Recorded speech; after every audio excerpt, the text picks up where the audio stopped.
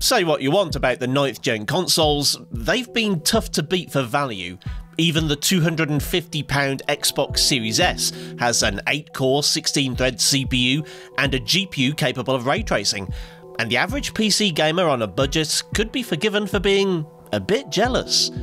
Alas, in the aftermath of component shortages and the crypto craze, true console killers are simply impossible to build in 2023.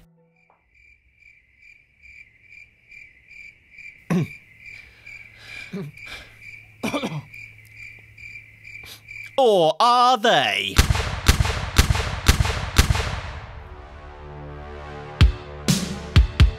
Let's get this out of the way first.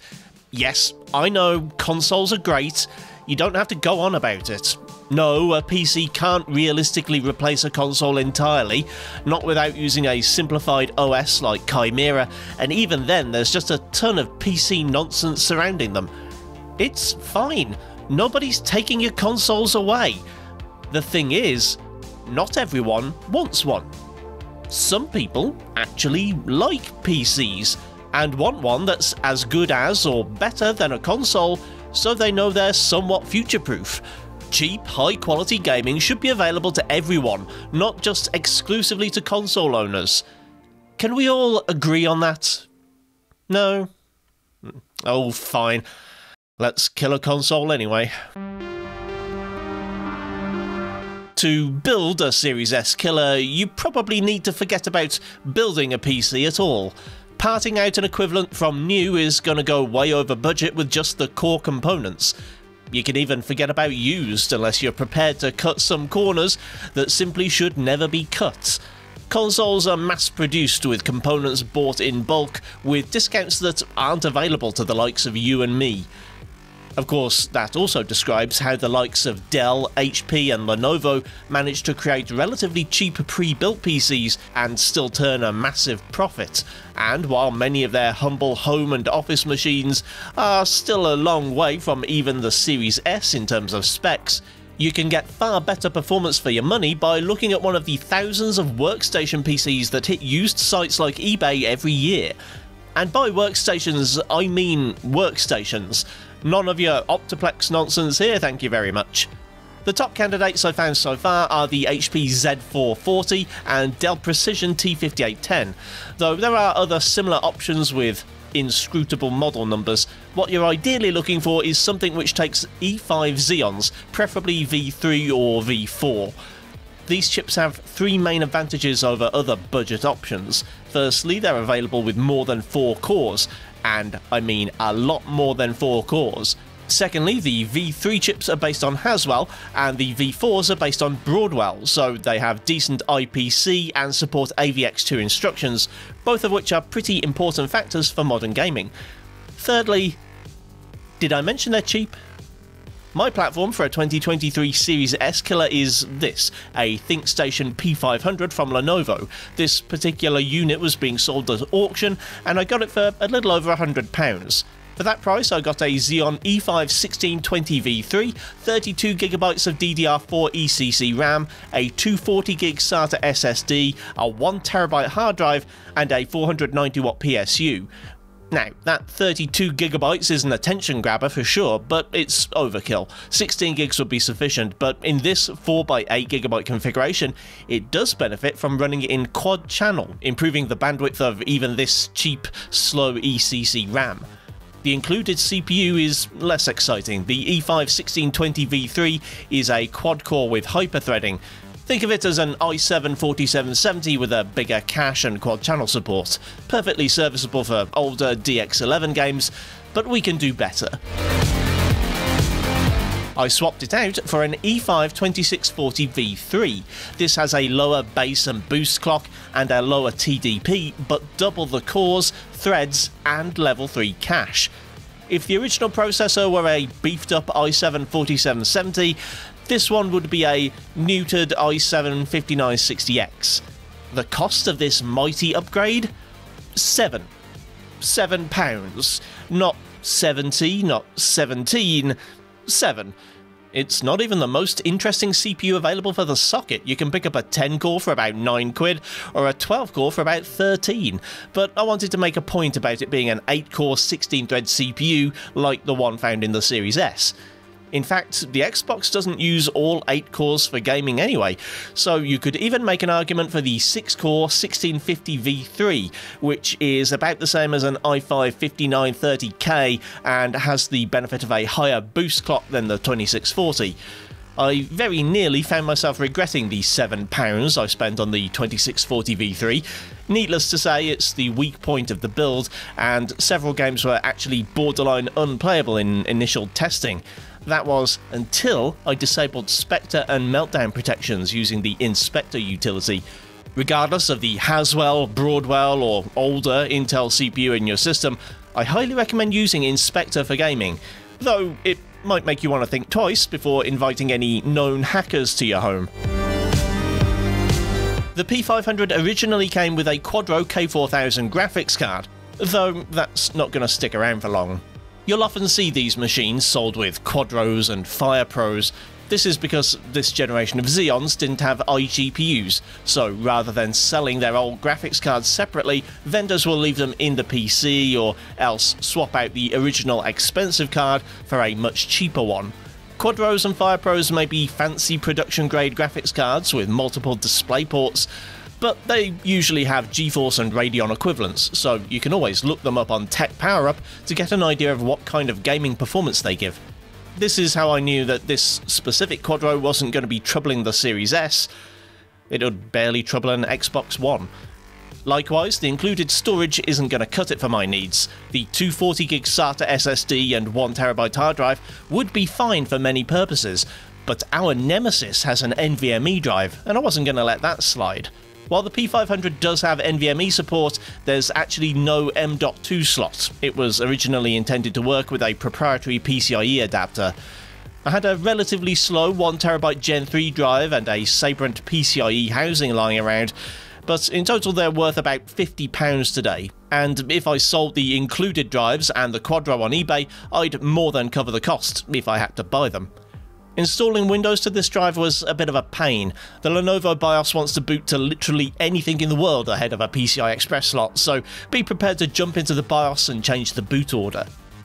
To match or beat the graphics in the Series S isn't as tough as you might think. In normal rasterized performance, it's somewhere between the Radeon RX 6400 and 6500 XT, only with access to 8GB of VRAM. Given that many Xbox games don't allow the Series S to enable ray tracing, you could kind of forget about that if you wanted to. Something like an RX 5500 or 5500 XT would fit the bill at about £90, or you could splash out on the 5600 XT at about £120 and still remain under budget. Higher end options like the RX 5700 XT or Nvidia GTX 1070, maybe even 1080, would actually be a fair amount more powerful than the Series S and should still squeeze within budget, but you need to be careful to check what kind of connectors your PSU has and whether the card actually fits in the case. The GPU I opted to use is one I picked up from a crypto miner a little while back for just £125. It has ray tracing, supports DLSS, and should be way more powerful than a Series S. It fits in the case, and only needs a single 8-pin for power, which was more of a problem than I originally thought, and I'll talk more about that at the end. I'm talking about the RTX 2060. If you're patient and lucky, you might find one of these at auction for the same as I paid or lower. If not, you can probably find a buy now price for about £150. This may push your budget, but DLSS alone might be worth the extra money. Is this a true console killer? Well, you'd have a hard job squirreling it away under the TV. If I wanted to kill a console with it, I could probably just drop it on top of a Series S. However, like I said, my take on the console killer is simply a gaming PC that's good enough to play modern games at console quality without spending more than the base price of a console, and in that regard, I think it's pretty close. In the spirit of my console equivalent builds of the past, I'm going to be testing today's games at Series S equivalent resolutions, aiming for the same target frame rate, or higher if I think I've got the horsepower to achieve it. I'm not going to be doing my usual thing of scouring through Digital Foundry videos looking for equivalent console settings. It takes too long, and while I've got more GPU power than the console, I also have less VRAM, so I'll pick the settings I feel are most appropriate for the title. Of course, I had to start off with some Microsoft games. On the Series S, Forza Horizon 5 runs at 1080p 30fps in quality mode, and has a 60fps performance mode that also targets 1080p, although using dynamic resolution scaling to get there. The console also uses hardware ray tracing for reflections, but only in quality mode and exclusively in Forza Vista and photo mode, not in actual gameplay. The default ray tracing modes in the PC work the same way, though by manually turning up the RT quality in the menu, it is possible to add ray tracing to gameplay as well. Starting with performance mode, there's simply no comparison. I knew from previous testing that the RTX 2060 could deliver a greater than 60fps experience at native 1080p Ultra when paired with a modern CPU, so the only question was whether the Haswell Xeon could keep up. Well, thanks to Inspector, it certainly can. I was even able to use Nvidia's DLAA to smooth the edges off the jaggies while still retaining a near 70fps average and an almost 60fps minimum in the canned benchmark. This PC can effectively play Forza Horizon 5 at quality mode, but with performance mode FPS. For the purpose of making my capture footage look as good as possible, I've also tested the game at 1440p with DLSS quality upscaling rather than 1080 with DLAA. With DLSS quality upscaling rather than 1080 with DLAA. This also means for a render resolution of 1080p, while adding DLSS increases the apparent sharpness on a higher resolution display. But, of course, this extra quality also comes with a small hit to performance. The average drops to 65fps and lows to 55. With that in mind, for testing the quality mode, I decided to showboat a little. At the same 1080p Ultra settings with DLAA, but with the addition of Ultra ray tracing, the frame rate remains a very acceptable 62 on average, with lows of 54. Ultra RT turns on in-game ray tracing reflections, but for the player's car only. Extreme RT enables it for nearby cars too, but I was satisfied as is. Switching again to 1440 with quality DLSS drops that all the way to 51 FPS with lows of 45. The limited VRAM is starting to become an issue at this point, hence the disproportionately large drop-off in performance. The Series S experience is a locked 1080p 30 or a dynamic 1080p 60 experience in Halo Infinite, and again, this PC has absolutely no trouble matching it. At 1440p high settings and 75% render scaling, the PC breaks past 70fps on average in outdoor campaign gameplay and only dips about as far as 60. Dropping quality to medium or simply turning on DRS could keep things locked at 60 and still look better overall than the Series S. Turning down to low is also a great option for multiplayer, allowing for over 100 FPS on average. Not quite enough for a high refresh experience, but still a tangible benefit for competitive play.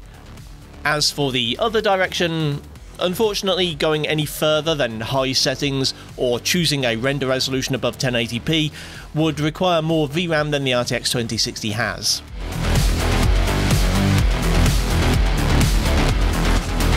The Series S runs the notoriously demanding Starfield at a resolution of approximately 960p, upscaled to 1440p using FSR, and maintains a reasonably solid 30fps in the process. From a PC perspective, it's an extremely CPU-intensive game, and has a known preference for Radeon GPUs, so this build is already doubly disadvantaged. My testing was done at 67% of 1440p, approximately 960p internally if Bethesda uses linear resolution scaling, in 3 different scenarios. Scene 1 is inside the lodge, an area you'll return to fairly often throughout the story during a scripted scene from within the first hour of the game. Scene 2 is a walk through New Atlantis, which, if you watch Crisp's videos, you'll know is a particularly demanding outdoor area. Scene 3 is flying around in space with some rubble around. At medium quality, Scene 1 renders at about 40 FPS with a minimum just below 30. Scene 2 averages in the low 30s with 1% lows only reaching 21, which might seem bad, but it's also about double what I saw before disabling Spectre and Meltdown protection. Scene 3 is the lightest weight of the bunch, recording over 43 FPS with lows only deviating a little below 40. From that, you might think it would be impossible to bump quality any higher, but I like to live dangerously. At the high preset, Scene 1 still exceeds the console's 30 FPS on average, with lows of 26. I suspect that dropping scaling slightly, perhaps to the default 62% that the high preset suggests, might get closer to the 30 mark. Scene 2 is interesting, only dropping 10% on average from medium. This is because the CPU is the limiting factor, so if you invested in something with higher clock speeds like the 1650 V3 or 2667 V3, you might see some slightly more tolerable frame rates here. As for Scene 3, averages are once more around 40 FPS, though lows are now much closer to 30. One thing I didn't do for this test was use the DLSS mod. I have tried it, and I was impressed with the image quality over FSR, but there's not really any performance benefit to be had. Besides, Bethesda are officially bringing DLSS to Starfield in a future patch, so by the time you see this, the point may well be moot. With my choice of CPU emerging as something of a weak point in the console killer, it seemed like Doom Eternal might be in trouble. The official specs for the Series S version of the game are that it has a quality mode running at 1440 60 FPS, with dynamic resolution of course, and a performance mode at a staggering 120 FPS at 1080p. Now, I have no doubt that the 2060 is up to the challenge, especially as resolution scaling's on the table, but the Xeon might let us down here. And on my first test run, this was true. Although it was averaging close to 120 FPS, the 1% lows were letting the side down. That's where Inspector came in. With the protections disabled, the CPU was far more effective. Averages at 1080p Ultra climbed to 160, and lows almost hit the magic 120 mark. As for the quality mode, well, there was never really any doubt. At 1440 Ultra, the console killer averages 92 FPS with lows of 73, meaning a locked 60 is no problem at all. Moving on to a few platform-agnostic titles, starting with the 2023 remake of Resident Evil 4. The RTX 2060 can blitz the Series S here. The console has the choice of performance or resolution modes, whereas the console killer can give the best of both worlds. The quality mode of the Series S is a checkerboard 1440 at a less than stable 60 FPS. This PC can manage an equally unsteady 55 FPS at full 1440p using the prioritized graphics preset with textures dropped to 1GB, and adding interlaced rendering or a small amount of upscaling is all that's needed to round that up to a comfortable 60. Performance mode is apparently a fixed 1080p, and again, the 2060 can deliver, even at the same prioritized graphics preset. Once again, I dropped the textures to 1GB, more out of caution than actual need, and saw over 80 FPS on average and 60 FPS 1% lows. As a brief victory lap, I also tried something the Series S can't do: ray tracing. Granted, I believe this game only uses RT for reflections, and beyond a puddle here and there, my test scene isn't exactly a reflection-heavy zone, but using this preset, the average drops to 69, and lows hit the magic 50 FPS. Oh hey, that's two classic Iceberg callback references in one benchmark.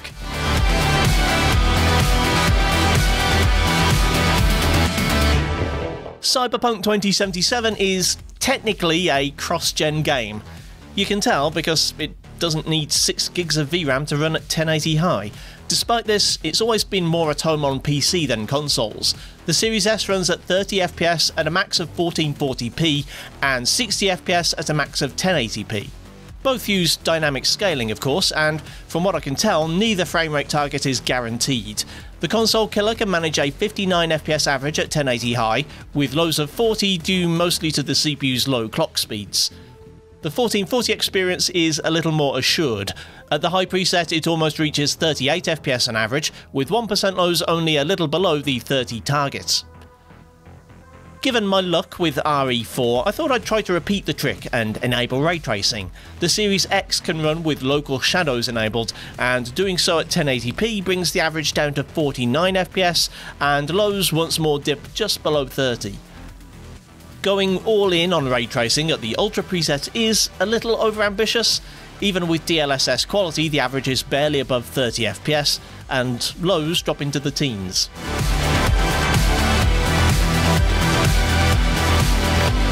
Jedi Survivor on the Series S isn't exactly a technical marvel.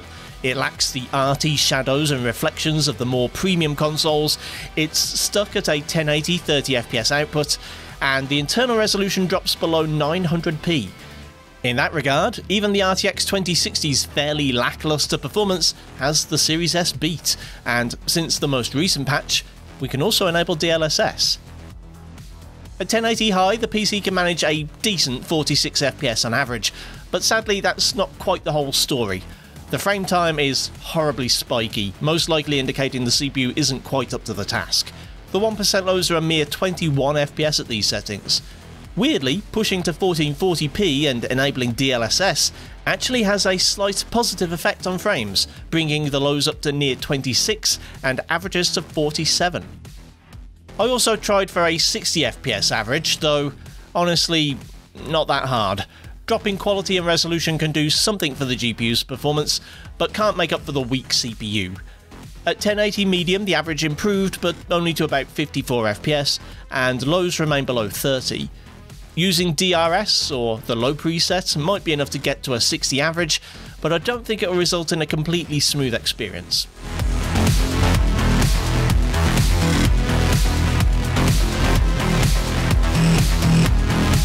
Of course, if there's one thing that a PC can do that's beyond an Xbox's capacity, it's playing titles that aren't available for the console. Ratchet and Clank was a PS5 exclusive until earlier this year. The PS5 is a good deal more powerful than the console killer, notably its GPU is more in line with an RTX 2080 than this lowly 2060, and with up to double its VRAM, so I'll have to imagine what a hypothetical PS5 Series S version of the game might look like. The full-fat PS5 version has a 4K 30fps fidelity mode featuring RT reflections with DRS to about 1800p. There's also a 4K performance mode that drops RT and quality settings and reduces the DRS floor to about 1620p. And finally, there's a 1440p RT performance mode that aims for 60 FPS with a minimum resolution of 1080p. This PC, unfortunately, doesn't have a hope of even approaching these settings. Even dropped down to 1440p, the fidelity mode is beyond reach. I had to enable dynamic DLSS upscaling just to reach a 30 FPS average, and 1% lows fell below the old cinematic 24. The 60 FPS target was pretty much unattainable at anything above the medium preset. Even at 1080 high, RT disabled, DLS on dynamic and VSync at 60 FPS, it could manage 60 sometimes, but during combat and in crowds that could drop into the 30s. The average in my test scene was 52 with 1% lows of 34. The best solution is to drop everything to medium, skip RT altogether and enable dynamic DLSS. But even this can't deliver 60 FPS 100% of the time.